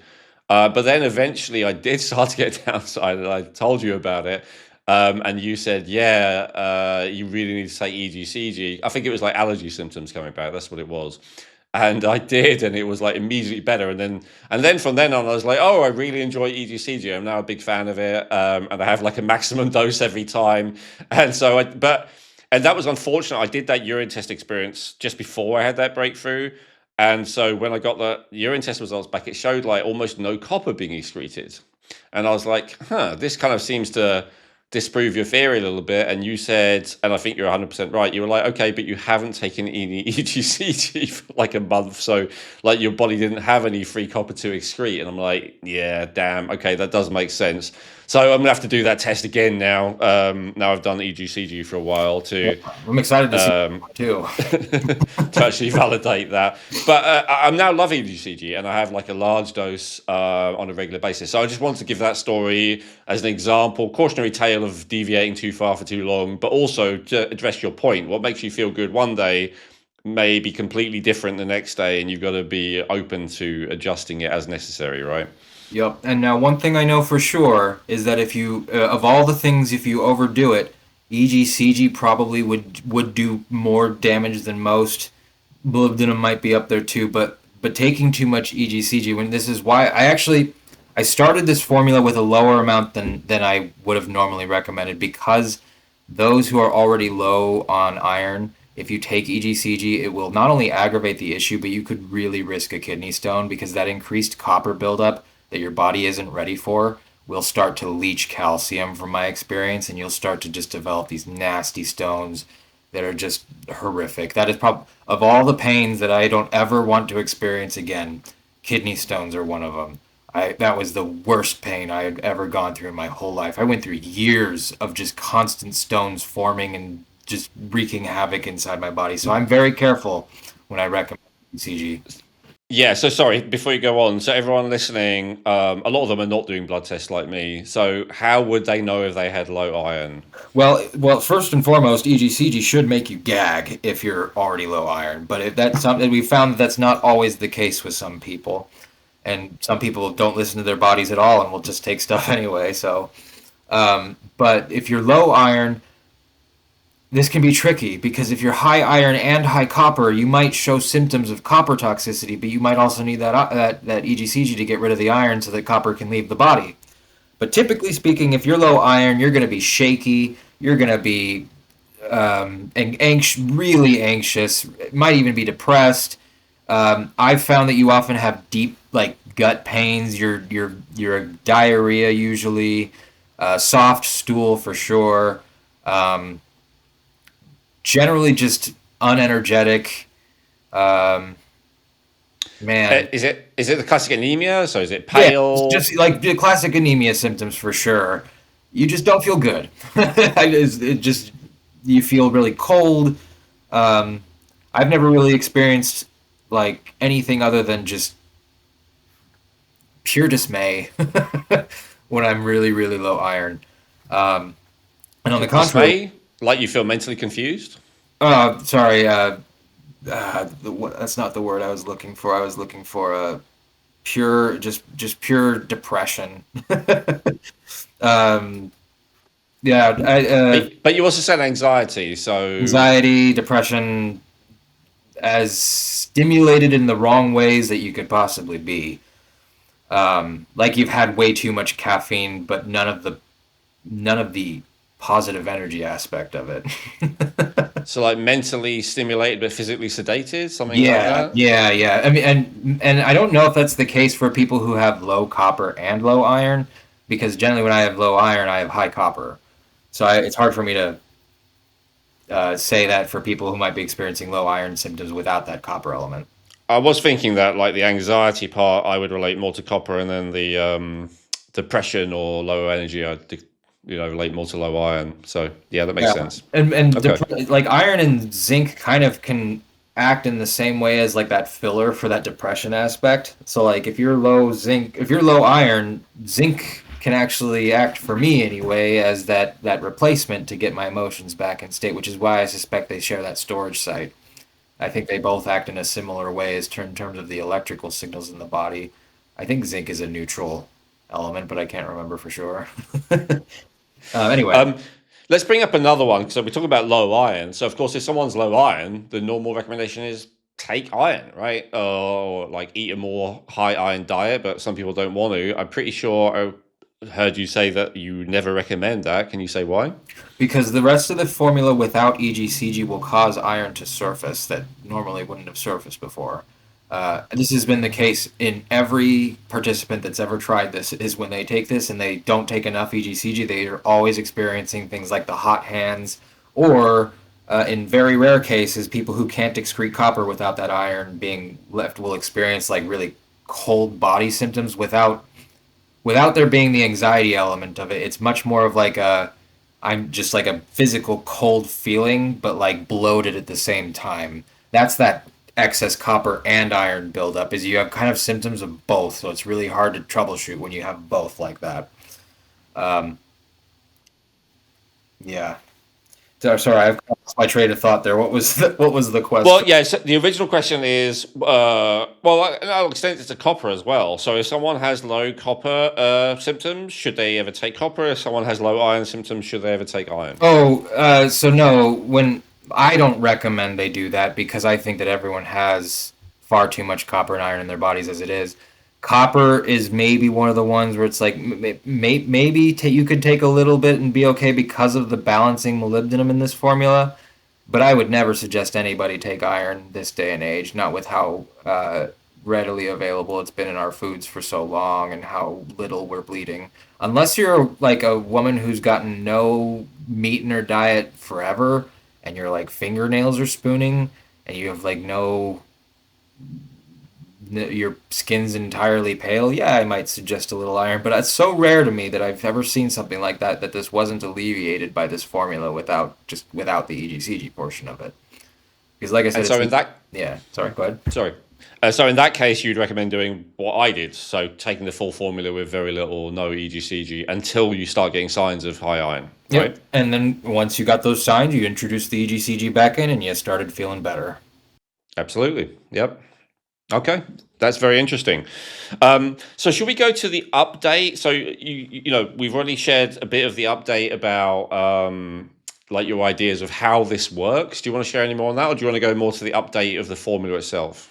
Well, so like I said, this whole thing, I think we've gone into the updates of how it pulls copper and iron and maybe other metals as well to the liver to be queued up. The EGCG gets rid of the iron and maybe other metals as well. That allows the queue to move forward, and vitamin C and zinc work to push copper out of the system. And then molybdenum finally relieves the kidneys to produce that uric acid and bind to the copper and leave. Doing this also, like we said, increases zinc storages to rise, is the theory. And by doing that, by zinc rising, we also found in the farm some research to say that there's these things I think they called it like zinc fingers that actually reach through the body and start pulling things that don't belong and allowing your body to deplete toxicity much easier because it's zinc that is actually a big part of what's doing that. And I think just we've been so suppressed of that zinc for so long that our bodies are just getting sicker quicker. And anyway, so the theory of finalization aspect of this is that increased zinc causes your DNA to overall heal and theoretically, and this is just theory, but keep you from aging too quickly. Maybe even stop it entirely if you go hard enough, but I can't prove that other than my own theory. But I'm 34 almost, and I don't know. I feel like I don't look a day over that, so we'll see how it goes. Yeah, that's good. I mean, I think the older you get, the more these things are kind of proof. But you always got to compare people to their starting place. It's like people say, "Oh, I don't want to take weight loss advice from that person. They're like 250 pounds." It's like, yeah, okay, but they used to be 450 pounds. You've still got to take into account how much better they were than before, right? Rather than some kind of absolute value. All right, well, let's go to the because it's funny. You sent me a message about this not long ago about a change in the formula, and I was like, actually, funnily enough, I'd kind of already been doing this. So to me, that was good confirmation because I just kind of do things. So what's the new recommendation? What's the update? And then let's talk about why. Well, so now that we've gone over the theory, I originally posted this formula with a certain level of B vitamins and vitamin C. And I did that at a higher level because I felt like the water soluble aspect of them would make it so that the body would stop trying to use them if it didn't need them. Problem is I may have misunderestimated how much the body felt like it needed them. And so it's using pretty much all of those nutrient combos to cue up the liver a little too strongly for the levels of EGCG, zinc, and molybdenum that I'm recommending. So you're kind of pulling too much too quickly and not depleting it fast enough for the body to keep up. And so a lot of people were developing this right side pain, and I suspect that's the liver pain of that Q building up, which we've found that it's relieved by taking more EGCG, zinc, and molybdenum. So rather than raise the zinc and molybdenum and EGCG to crazy amounts because that would scare people, I am lowering the V vitamins in half as well as the C. So we've dropped the B6, for example, from 100 milligrams to 50. We've dropped the B5 from 300 to 150 or 200. And again, that one's fairly safe to do a little extra. So if you can't go lower than like 250, that's probably fine. Biotin's another one we dropped to 150 to 200. with that, again, that 50 milligrams of B6. Now, I don't know if that's the best solution or if we need to go a little higher than that, but it seems that the levels we were at were just causing too many people to have to calibrate with too much extra EGCG, zinc, and molybdenum, which once people figure out how to do that, it's fine. And you actually go faster by doing it that way. But a lot of people just aren't ready to do that, especially when they're already sick. And I'm not going to make people, as we've been talking about, I'm not making anybody do anything. But I'm certainly not going to ask you to take such high doses of everything when you're already feeling like you're going to die. That's not what I'm trying to do here. I'm not trying to scare you more. I'm trying to help you. So we lowered the vitamins down in half and kept the minerals roughly the same to see if that solves the issue. And it seems a lot of people had success with that, though there are some daredevils on the forum like myself who aren't patient and want to do the full dosage and maybe even triple the dosage with me. And they're free to do that. But and by the way, they've had great success. Most people who try that have been having really good success with that. But again, I'm not going to recommend people do that right off the bat. Those are the daredevil researchers. And so do you want to just fill it out? Because you said 3 of them. So you said 50 B6, 200-ish B5, 200-ish B7. Yeah. What about the others? What about vitamin C? You take like around. I mean, this one's difficult because again, it depends on that starting balance. Some people might need more. Some people might need a little less. But it's somewhere around 3 grams of that dosage. You might have to take a little more, a little less, depending on how your tongue receives it, because this is a very easy one to do the taste test with. If you need it, it'll go down very easy. If you don't, it'll make you gag. So if it makes you gag, first of all, take it last of the formula. Take everything else first, and then take like 2 grams of it. But otherwise, take 3 with everything, and that should be the right amount around that. And if you're low, you'll start to experience kind of, in terms of emotional wise, if you're low on C, you'll start to get a little aggravated easier, kind of like low molybdenum, where you'll feel just a little bit crankier. Your energy levels will suffer a little bit. Your hair will feel very dry. Your skin will feel very pale, and your lips will be pale. And you might even, if it gets bad enough, your gums will start bleeding, and you might get some yellowing in your eyes, which is all cleared as soon as you get extra C. But just be mindful of those symptoms on the forum for low C. Anyway, and what about if you're using too much vitamin C? Is it acidic diarrhea? It's pretty pain. It's not painful like kidney stone painful. It's just annoying, and you can fix that with extra zinc and all that. But it's just, I don't recommend too much C because it is very acidic on the body and the stomach, and you'll get symptoms of just like too much. And if your copper is chelated in the body, if you have chelated copper that's not yet excreted, that vitamin C, I believe, will force that through too quickly, and you'll start getting iron overload symptoms too quickly. So I usually tell people to be safe with the C there. It's one for me is a sour taste in your mouth, like just as a background taste. I find that as a sign of excess C. Actually, thinking about it, I've used high doses of C for 15 years off and on, so that could be another reason I've depleted my copper over the years. Yeah. Okay, so that's interesting. And then, so we talked, all right, so you've just told us that one. Now, what about the last ones? So how much zinc with that? Zinc, we're keeping at about 120 milligrams between that area. And then molybdenum, this one I actually haven't had a chance to really post on the forum yet, but I mean, based on our discussion today, based on what I'm hearing from multiple people, it depends on how much copper you have in your, deep down in your tissues. If you have lower copper levels, you probably only need maybe anywhere from on this ratio 1.5 to 2. If you have higher copper levels, I would raise that from 2.5 to 3 milligrams of molybdenum, and this one you just kind of have to play out by ear. I see how your body takes it. And what do you think about doing the home test of uric acid just to see what your uric acid I think that's a great is? test. If you want to do that test after you do a dose and just do one dose and then give it a few hours, do your test and see, is my uric acid high or is it a low? I think that's actually a fantastic test for how much molybdenum you need. Then there's Cool. EGC. And it's very cheap test. I just want to say it's not like literally I get a thing $20, you get the machine and 50 tests with it, and you can get another $10 for another 50 tests. This is not an expensive test. And then you have EGCG, which this one's also tricky. It could be anywhere. If you're starting from a low iron balance, you might not need much at all, maybe up to 400 milligrams. If you're starting from a high iron balance, you might need up to 12 to 1500 milligrams. I usually keep the dosage at around 1200, 1000 to 1200 for the standard dose, but again, you'll have to play with it a little bit. And they're all the calibration symptoms are on that front page of the forum. If you are taking this and want to, want to figure out how to decide if you have too much EGCG or not enough. But I can tell you the number one symptom usually from too much EGCG: stomach pains and diarrhea. That's first and foremost. But that can also be not enough EGCG. It depends on what you've just taken. So it's really, you kind of just have to play with it. Headaches. If you need more EGCG, there's almost always a headache associated with it. That's a great one. And that's what I started getting, because I almost never get headaches. Like, I've hardly had any in my life. I've had other issues, but not that. And I actually started to get headaches. Not to be confused with migraines. If it's a pain behind the eye, that's not low EGCG. That's high. Like, you need to stop EGCG and take a dose without EGCG, because that means your copper levels are probably way too high. Your free copper is way too high if you've got migraines. Whereas the headache I'm referring to, when you have too much iron, it's like up here. It feels like it's compressing in your skull a little bit. Like your brain feels like it's got a weight on it.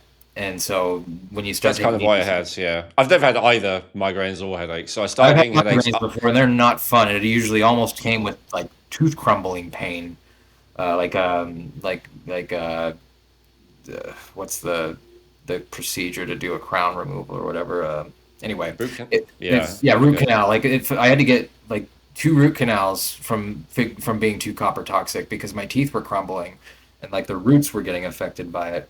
And that's why I say I feel like, as a suspicion, it leaches calcium from your bones, starting with your teeth, because your teeth are probably the least essential bone to survive out of all your bones. See, the copper leaches calcium. That's my theory. I don't know that for sure, but I would say, based on being high copper level when I was for so long, especially when I needed B6, I would feel severe cavity forming. In an ideal world, you'd meet all of your nutritional needs in the form of vitamins, minerals, phytonutrients, and more from the foods you eat. However, unless you prepare all of your food at home from scratch using the highest quality ingredients possible, the reality is that most of us need some nutritional support. Most of us need to take supplements if we want to look, feel, and perform at our best on a consistent daily basis. And this is especially true if you have genes that give you an elevated need of certain nutrients. And this is where Feel Younger can help. What I love about Feel Younger is that they offer a huge range of quality supplements and healthcare products formulated and endorsed by Owen Robinson, including must-haves like magnesium glycinate and vitamins B12, D3, and K2. And they do it at affordable prices with free shipping for orders over $50 without ever compromising on quality, purity, or potency. To learn more about how Feel Younger supplements can give your health a boost while supporting this podcast, please visit feelyounger.net and use promo code Rejuvenate to get 20% off your first order. That's promo code Rejuvenate for 20% off your first order at feelyounger.net. It makes sense to me on a few levels. I mean, one of them, if you're in an adrenalized state, copper is very calming. It's the most calming of all the minerals. There's something You mean called calcium or copper? Sorry, calcium's very calming. Yes, I was thinking. I can't remember the name of it. Calcit.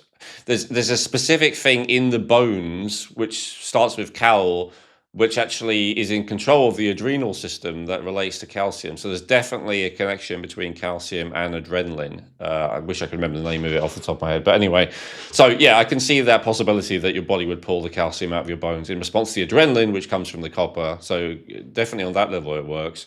So I was saying, I got a headache for the first time in ages. And it was after doing the protocol for weeks and weeks without any EGCG, so I actually managed to have that symptom. We found the bottom. We found the eventually. And I think I have been warmer. That's the other thing. I've definitely noticed the last few weeks. I've always skewed cold. I've done an episode on it where I acknowledge that I used to get really, really cold. Like, it wouldn't take much stress, and I would just like literally be like trembling, and they would be like, what's wrong with you? And I don't know if it was even an adrenaline response necessarily totally, because my heart rate wasn't high, but I was just really, really cold. And so, yeah, I've definitely felt a lot warmer since doing that protocol, as you just said, up to the point where the iron got revealed. So that has been very, very interesting, even though the iron never showed as being particularly low in blood tests. So I guess that confirms your idea that blood tests are not always accurate or helpful either, because my blood test said that my iron was just fine. And that's what So my that's it. tests have always shown me as well, is that my iron was always fine. I never had any mineral toxicities or deficiencies. Even after taking zinc for as long as I did, they'd actually never said I was zinc toxic at all, which was interesting to me. Who's they? I mean, hardly anyone's ever testing zinc, are they? They test Well, iron, but I they went don't. to a naturopath and did this white blood cell test that they did or whatever, like this Oh yeah, mineral okay. balancing thing. This was so long ago. This was when they also tested my testosterone and estradiol. So they did that white blood cell test. It revealed nothing for me. It actually said my calcium levels were really high, and I hadn't been taking calcium. So I wonder if high copper individuals or high iron individuals displace a lot of calcium from their bones into their tissues, is my guess. Because the bone health just can't operate properly. I don't know. When you say white blood cells, so they were testing the nutritional levels of white blood cells? I, Was I that like don't know exactly what it was. I was like, this is 15 years ago. This was like one of the only tests I've ever done with a naturopath. I don't remember if it was like a white blood cell test or something. They took my blood and they gave me some sort of analysis on what mineral balances I had. I don't know exactly the It might be red blood cell. They do red blood cell minerals, so yeah, that's probably it then. that It is more might. reliable than just I just it's more remember reliable than just the blood. distinct phrase "white blood cell something," so they might have been checking my white blood cell health at the time. I don't really remember. Okay. Well, anyway, so all right, so that's the recommendation. Now, did you tell me that's only for people who've been on it for a while? Is that the new recommendation even for new people? It's probably, I mean, it's a recommendation for new people as well. And but if you try that and you feel like it just doesn't do anything, then I would go and try the full protocol at double the dose of everything, including the vitamins E, G, C, G, zinc, and molybdenum. Um, Okay, so you really have shifted that ratio then. Because what I've liked to do, I've been doing like half of the vitamins, so 50 B6, 200 B7, etc. But then I'm doing like 80 milligrams of zinc, 800-ish EGCG, and like we talked about molybdenum, one and a half, two, something like that. No, sorry, with that it's closer to one and a half. And that was based on because you said, I think somewhere that like out of the original protocol you gave, you were having twice as much of the vitamins, but 3 times as much of the minerals. And so I was like, well, if he's doing, what like a ratio of 2 to 3, why don't I just do the same? So that's why I was like, I'm going to do half of that, but then 3/4 of that. And I've been really happy with that. And yeah, if I were bolder, I would do twice as much as what I'm doing. But I really like that balance. The So reason I that's picked the nutrient balances that I did was because B5 is incredibly hard to find in dosages other than 500 and 250. So I picked something that would work with 250 milligrams of B5, I thought. But at this point, it's just, you can buy most dosages, or if you need to do it, you can buy powders and make your own dosages. So I and I stopped just trying. open it up. I just open up and tip it out. It's fine, and you can look at it, and it's about Yeah, right. I stopped Yeah. trying to fit the needs. I stopped letting B5 dictate everything, and just and brought down the ratios of all the Bs. So that seems to be working for a lot of people. Because I think that's the one you can be most liberal with, B5, right? Like if you accidentally have twice as much, it's probably the least I would likely to say be a biotin problem. might win there, but Oh, B5 is biotin. another one. Yeah, true. Okay. However, both of those can deplete B6. So if 50, like what I don't know for sure is if 50 milligrams of B6 is truly enough for the calibration aspect of this formula, because when you take extra zinc, molybdenum, and EGCG, that's using up a lot of those B vitamins. And so that's why people who try to calibrate hours after doing this end up getting a little bit sick, is because their body no longer has the B6 in their system to handle that balancing of extra zinc and molybdenum you're intaking, because B6 is responsible a lot, I mean, partially, for the absorption and utilization of minerals, at least from my experience, because every time I take zinc without B6 or molybdenum without B6 and EGCG, I start getting severe B6 deficiency symptoms. And those can include things like really dry eyes, cavities in your teeth, like you start to form, really bad side cramps, like you can't even breathe very well when you're very low B6, and you certainly can't sleep. That's for sure. But And anyway, what are the signs? No, that's good. And what are the signs of too much B6? well, you rapidly deplete your biotin and B5 and your vitamin C. So if you take too much B6, which your body probably wants it because your body's actually craving that B6. The problem is it needs everything else to intake it. And so your body might not reject B6 immediately, even though it doesn't necessarily want to or can't necessarily handle it immediately, because I think we're all so B6 deficient. And I also think this is why people get the hair Neuropathy. neuropathy. Oh, Yeah, sorry. sorry, not Yep. yet. The neuropathy is because your body really wants that B6, so it's going to use it, even though it shouldn't. And so it's going to deplete your biotin and B5 like that because it wants that B6. And so those metals that get queued up in the liver, those metals don't want to be in the body. Like that's a good thing that they're getting pulled out of the tissues. The problem is you also need everything else, or you're just moving one problem from one area in the body to another. And the liver is more robust to deal with these things, than the brain, say, but it is less robust than the fat tissues. So if you're pulling out of your fat tissues or out of your bones or something, it's actually more problematic being the liver, and you feel worse. And So that's why yeah, a that's lot of people, if they do this even slightly wrong, they can think that this formula isn't working when really they just need to balance it just a little bit in most cases. I think I've only ever had one person so far on the forum when working with them, I just flat out couldn't help, and we tried everything. Maybe two people at best, but I question one out of the two on whether or not they were actually doing what they were supposed to be doing. Because a lot of people make the mistake with biotin that they get that 1% powder instead of the pure powder, and that can cause all sorts of issues. Uh, and the other issue is a lot of people get EGCG that's not actually standardized to EGCG, and it may say that it is, but certain brands don't seem to work nearly as well as others. Which is why I kind of only stick with recommending the Life Extension brand because I know that one works. But there are brands that don't work nearly as well, and you might have to take like 4 or 5 times the amount of EGCG that other brands will make you take. fair enough. So be aware of that as well. They're absolutely different brands. It should all be, exactly what it says on the label, but it often isn't. Do you want to shout out actually brands that you personally use? You're welcome to do so. I know none of them are mine, so this is not me promoting mine. I don't think I sell any of this stuff actually, to be honest. But yeah, just share what works for you. I'm not married to any of the brands on B6 on any of the vitamins. It just needs on the vitamins specifically. I just need to make sure that it is just the vitamin, the pyridoxine hydrochloride, the pantothenic acid, or the biotin. With biotin, I do buy the pure powder because it's just you just have to. Like there's no cost effective way to buy this other than the pure powder because you're going to go through so much of it.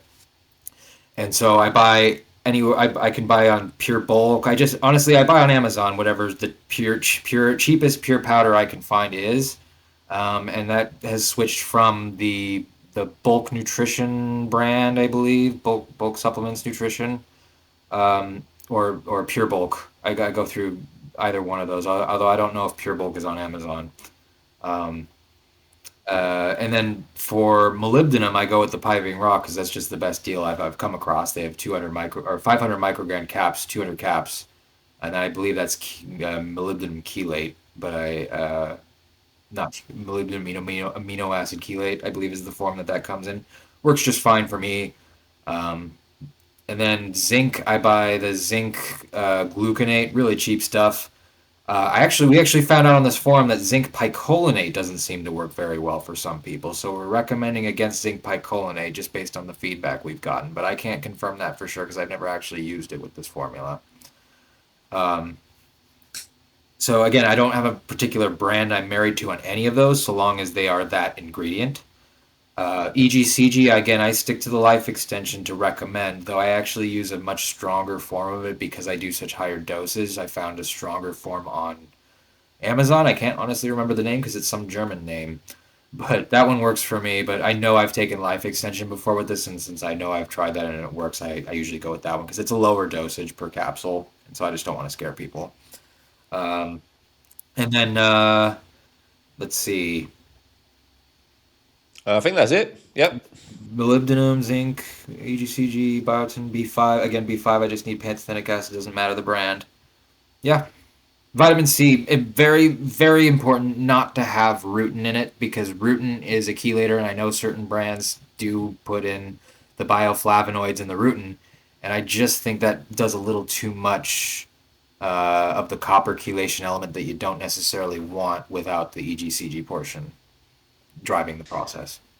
So your issue with it is just you feel it's uncontrollable, like it's Well, I think vitamin C won't or shouldn't chelate copper out first until iron's removed, but if it includes copper chelators like rutin, it'll remove that copper anyway, even if you do have iron blocking the process, is what I've found. you And that's know something I've taken odd. something I've taken very high doses of for a long time as well. Citrus bioflavonoids. I always felt that they help my digestion. So I guess again, it's copper chelating without even Maybe. trying. I don't know if the bioflavonoids are nearly as strong as that rutin. I'm very particular on the rutin because it really screwed my body up. But N-acetylcysteine is another one that I used to take it. I don't recommend because it chelated too much copper out without the iron balancing aspect of that. I'm trying to think if there's any other chelators I've taken. Alpha lipoic acid. What I've noticed about alpha lipoic acid is it really it seems to not surface like copper that's overwhelmed by iron. So that iron copper balance, if your iron's higher, alpha lipoic acid doesn't seem to aggravate that as much. Whereas if you're like this and your copper's really high, alpha lipoic acid will really kind of stimulate all that copper that's not blocked by that iron, that bioavailable free copper. It'll really aggravate and stimulate it and cause a huge drainage of your B vitamins when you try to take it. So I tend to avoid alpha lipoic acid and just stick with straight C. But I'm not necessarily Interesting. saying that you should avoid it entirely. It might actually help the process. I don't know. I just personally avoid it. And I know you get asked all the time, shall I add this? Can I add this? Right? I don't B1, recommend B3. I don't recommend you add anything in terms of antioxidants because you could be doubling up there, and that would obviously screw it up. I don't recommend most other minerals just because I don't think they're needed. Some people want to add selenium. I don't necessarily have a huge problem with that, but I just with selenium and some other things, I've taken them before and I just saw no benefit. So I just don't want to say that it won't affect this in a different way. So I'm not necessarily going to ever recommend anything to add to this. If there were something to add that I would recommend, maybe B3 niacin, maybe B12, but not a lot. It's not. I don't think it's required. But magnesium, that's probably the most popular mineral supplement. Oh, I know it's the most popular mineral supplement and it's, has a multitude of benefits for people. So I think magnesium, along with many of the other B vitamins and many other nutrients, I think that the body is not necessarily nearly as magnesium deficient as the media and the mainstream has led us to believe. I think we've just been so iron toxic that we can't utilize any electrolytes properly because iron dehydrates you. And so if you're too iron toxic, your magnesium, potassium, all of that's going to suffer. And you're actually going to have to retain more salt in order to just retain any water at all. And I think that's why people get very flabby when they're low zinc, high iron, and high copper is because your body's trying to compensate with the lack of ability to store potassium by retaining extra sodium chloride so that your body can retain some level of water inside because without that potassium your tissues are very dehydrated. Okay. I mean, a lot of people feel benefits like they feel it relaxes them, maybe, muscle cramps go away, better Don't get me wrong. sleep. I think magnesium is great. I think that this formula allows you to absorb much more of it from your food than we realize. So I mean, I'm not necessarily saying don't take magnesium. I'm saying it might not be necessary. I mean, you might try it and you might realize when taking this formula that supplementing magnesium suddenly gives you diarrhea. That's probably because your body didn't need it anymore. But that's just a guess. Yeah, and I noticed actually, yeah, so you say too much iron, constipation, and too little is diarrhea, right? Hmm. Yep. So, yeah, so you're saying if iron is optimized, then you have optimal bowel movements, and then magnesium is just a disruptor, it's just going to cause diarrhea. Now, you can give yourself diarrhea with too much iron if you try to take vitamin C, because that vitamin C is immediately going to be aggravating the stomach and it might cause frothy, like dark diarrhea, whereas being low iron causes more of like a watery diarrhea. It's really weird. And so I must, I think I've come across a lot of people who have constipation, but who are highly adrenalized. So they kind of have more high copper symptoms in general, but they're also constipated. High copper Would you can also say, constipate you, and that's because of the lack of B6, lack of B vitamins in general usage, because copper is constantly causing those B vitamins to get on a drip drain. They're constantly being drained by the stimulated adrenal system. So I imagine that can cause digestive issues as well, especially with the lack of zinc there too. And so, yeah, you could give yourself diarrhea that way just by being high copper stimulated, not necessarily having any problem with your iron. Okay. Yeah, that makes sense. And again, from my anecdotal experience, I've seen pretty much every stressed person has very depleted B vitamins in their test results. So I always say that. So yeah, that makes sense. Awesome. Well, this has been great. I didn't have a huge amount of questions prepared, but I've actually asked all the ones I wanted to amongst that.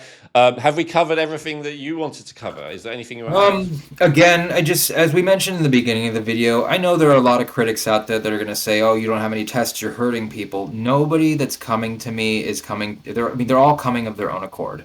They've all decided themselves. I can't find an answer on mainstream media. Nothing's working for me. This seems like something to try. And if they don't like it, if something doesn't happen, they're free to stop at any time. They're not paying me to do this. I'm not taking any payments specifically for this reason. It's all experimental. I don't want to hurt someone and have taken their money and feel guilt for the rest of my life. You have to make the decision on your own that this is what you want to do, and you have to make sure that you follow the instructions that I give as close as you can. Otherwise, I can't help you. Is really what it is. I can't help you if you're going to deviate from the protocol, and because the only reason I'm able to give advice at all is because I've been doing this for 10, 15 years, nearly destroying myself and fixing all of that and taking excessive dosages of what I recommend. The only reason I recommend 100 milligrams of zinc is because I've taken upwards of a gram of it in a day. The only reason I recommend as much EGCG as I do is because I've gone through bottles of it in a week. I am not ever recommending something that would hurt myself ever, other than, you know, smoking. But you're not recommending that on the No, show no. anyway. So. You know what's interesting about that though is some people have noticed who do nicotine on the forum. They're expressing that they're able to handle much larger amounts of it and alcohol with like no side effects. Like this one guy, I'm not going to name names, but there's one guy on the forum. He mentioned very specifically, I used to be able to drink maybe a couple drinks and feel it in my gut and not feel great. Now I'm pile driving drinks and it's not affecting me in like any negative way. So that's just another interesting effect that's come about this. I don't know if that means anything. Like I'm not saying that means you should go out and drink and smoke. I'm just saying there's a possibility that this formula might be helping prevent the damage that those things would normally do to me. That is my Well, guess. yeah, if true, what it means is your body's more efficiently detoxifying, right? Which would make sense. Potentially, I mean, molybdenum is one obvious thing with the drinking because molybdenum helps your body process the aldehydes more quickly, and it's really the aldehyde buildup that makes you feel rotten after drinking alcohol. Do you have your own pet theories about why people would feel better? I mean, I know that alcohol can deplete zinc, and so maybe there's something there with zinc causing the digestive issue, the digestion of alcohol, the processing of it. Maybe. Honestly, I mean, I feel like it's one of the lesser concerns of mine. As long as I feel better, I mean, I'm not really as concerned as the how it's doing most of these stuff, other than just a very high level abstract understanding of it. Because honestly, to me, it's kind of too much for my brain to handle right now because there's just so much of the human body that we don't know. And plus, it's really hard to confirm a lot of it when it's all kind of, there's so much countering evidence to everything on the internet. You really can't say for sure without opening up your own body and looking. I don't know. Well, let me finish off. I may, if I get test results in time, like film a little segment on my own and add it at the end where I share my test results. But let me just, I don't know if that's going to happen in the time frame that I've available. Let me just share my, conclusions so far. And obviously, it's been less than 3 months. The first month I was kind of doing a massive deviation from your protocol, as I acknowledged. So I'd say the benefits I've experienced so far that are most significant are number one, digestion. Digestion, along with sinuses, have always been my kind of Achilles heel. And I've talked about it. I have a lot of pain and discomfort and stuff starting in 2019. This has got better and better. But still, if I haven't slept enough, if I've stressed enough, whatever, that can start to show up for me. So that has been significantly better. Like my resilience before I have any digestive problem has been significant. My digestion was a lot better anyway, but I eat like 4,000 calories a day now on average. Don't have, it's fine basically, like no issue. And also don't put on weight, which is good.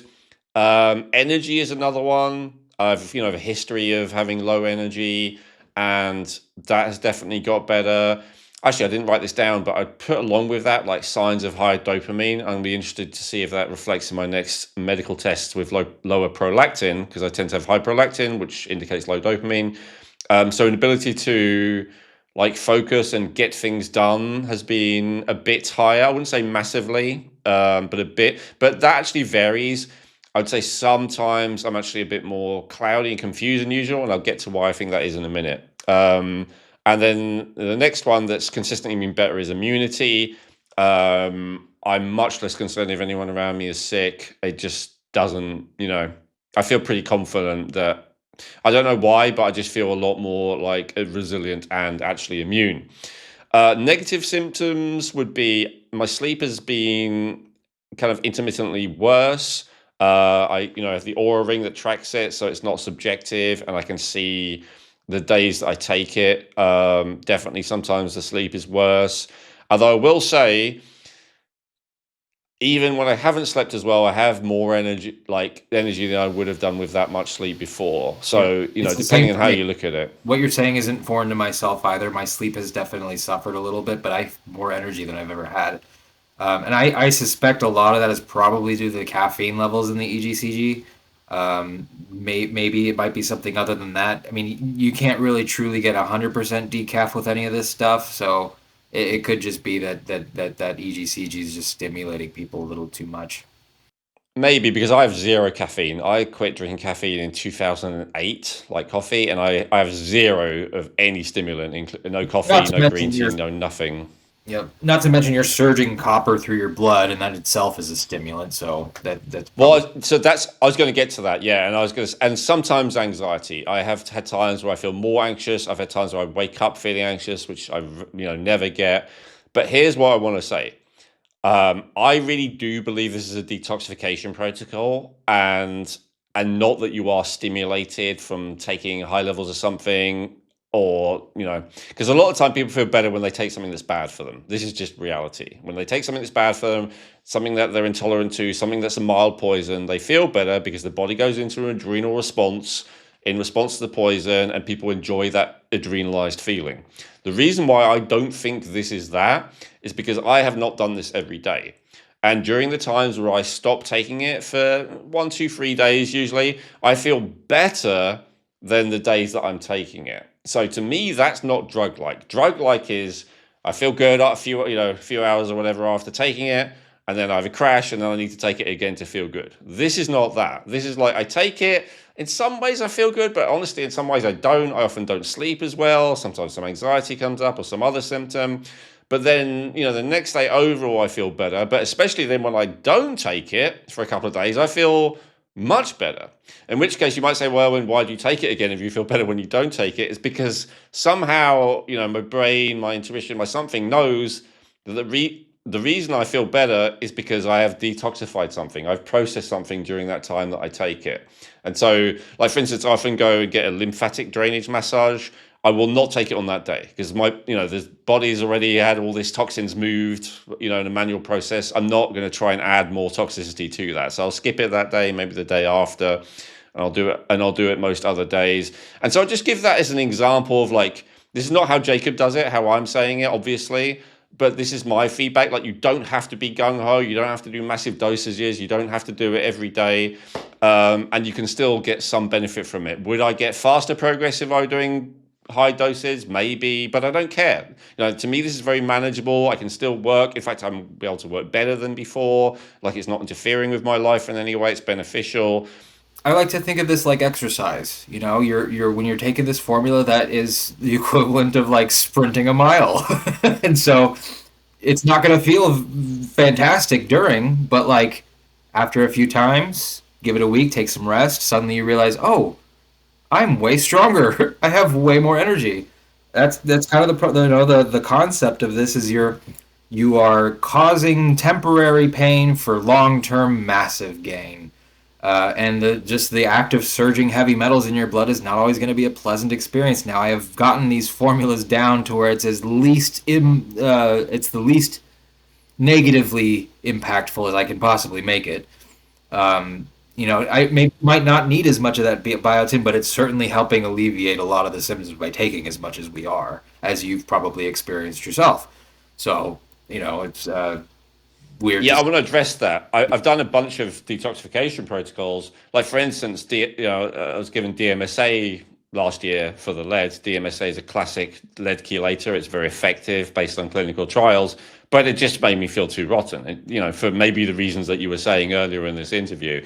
So the other thing I like about this as a detoxification protocol is that I can do it as someone who has, provably high levels of heavy metals.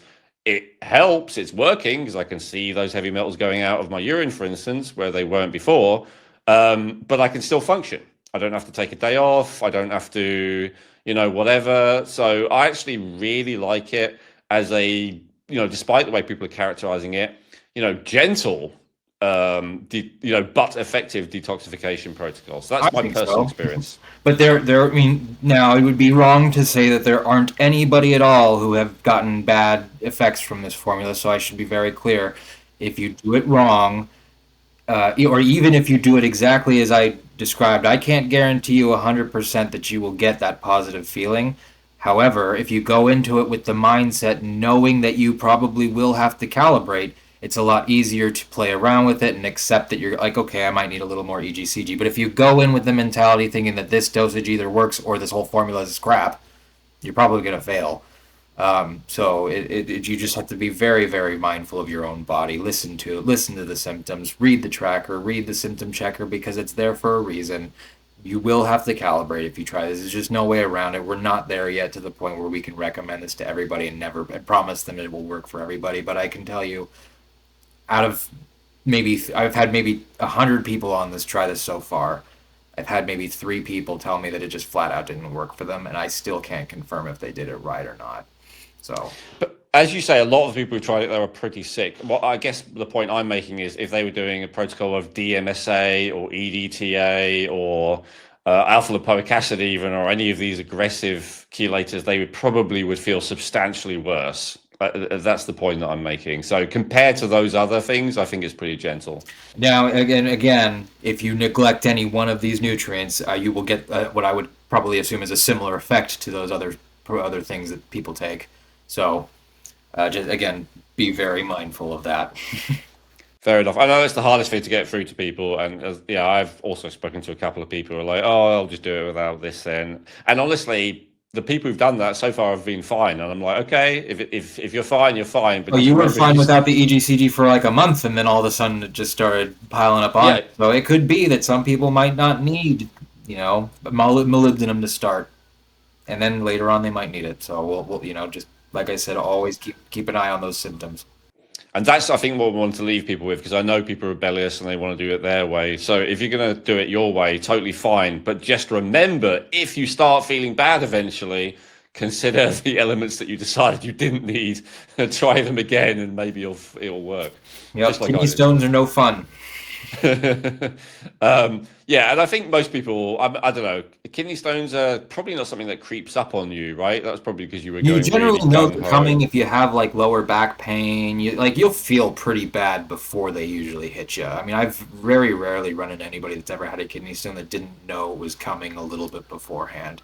And if people, by the way, if you ever do feel like you're coming on a kidney stone on this formula, from my experience and everyone I've ever recommended this to, simply doing the formula without EGCG just once seems to correct the issue, as long as you have the high levels of biotin and the proper levels of molybdenum. But it seems to be the kidney stones are caused by that excessive copper buildup in the kidneys that can't excrete. And so you don't want to add more free copper to that by taking EGCG yet until you've brought down the prior levels. And once you do that, most people express that the kidney stone is either broken up or gone. So I've never had With one anyone. dose. No one yet has experienced a stone so far on this protocol that we know. But someone got close. In fact, the operator of that forum got close, and he actually messaged me, and he's like, "Hey, I'm kind of getting this lower back pain." I'm like, "Okay, just do the formula without EGCG." 3 hours later, he's totally fine. So he actually said this is incredible. So Awesome. All right. Anything you want to add before we finish? nope, we're at time. Both of us are busy guys. Yeah, I thought that was fantastic. Well, thank you so much. I just want to reiterate, Jacob is doing this, out of the goodness of his heart, literally. Not me. Like, I don't have another full-time job, so I have to sell stuff to be able to carry on doing this. But he's not, and so please, uh, give him the what's the word? Benefit of the doubt. Respect.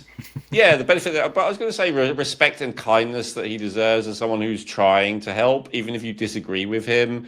And obviously, if you had a bad experience and you want to say it didn't work for me and I don't recommend it, that's up to you. But please just, with Jacob, give him the benefit of the doubt that he's trying, he's sharing what's worked for him, he's sharing what's worked for other people. It does work for a bunch of people. I'm one of them. As I said, there's several other people I know who are doing it. I mentioned Dr. Miriam earlier. So, and I understand, like, nothing, I guess, is, one of my tenets, which I don't think you agree with, Jacob, but is that, like, nothing is universally applicable. There's nothing that's good for everyone. I suppose you kind of agree in terms of at least you believe, everyone needs a different amount of these things, right? So, There's so many elements in this world, so I imagine that we probably all share at least some level of similarity in what we need. Maybe not the exact ratios, but close enough to where I think we can work together to figure something out. yeah, yeah, absolutely. Yeah. And so we all need zinc. I agree with that one. That is universal. It's just the amount and what comes with it and all the rest of it. Yeah. Okay. So leave some comments, please. Jacob doesn't check them, but I do. If you want to communicate with Jacob, I think they're wise in the forum. Is that right? Yep. And just know, everybody, I posted this because I just didn't feel right about having this knowledge to myself. And so, like Elwin said, this is something I'm doing purely because I feel it's the right thing to do, not because I'm trying to gain anything from it. And so just know that I approach it from that angle. Awesome. Well, thank you very much for sharing this. As I say, I think it's exciting. I don't know in 5 or 10 years' time if I'll agree with it 100%, but I'll certainly be grateful for the elements of it that I keep, which, I suspect might be a lot of it. And I hope I hope that in a year's time I am transformed exactly as you said. I may be. And and as long as it keeps helping, I'll keep doing updates. If it stops helping, I'll do an update about that as well at some time. And I'll post those test results. Maybe with this episode, you might have to wait. We'll see. But again, no matter what my test results say, what matters is your test results. So, I'm more of a fan of testing. Even, I know with these metals, Jacob, that it's kind of unreliable. But I think, testing like kidney function, liver function, like anemia, all of those kind of things, just like a general test that people are healthy. Have to be done, honestly. People are just so distrustful of what they see. So I mean, if it puts people's minds at ease, then yeah, I'll do it. But I can promise you, I feel 100 times better than I ever felt in my 20s.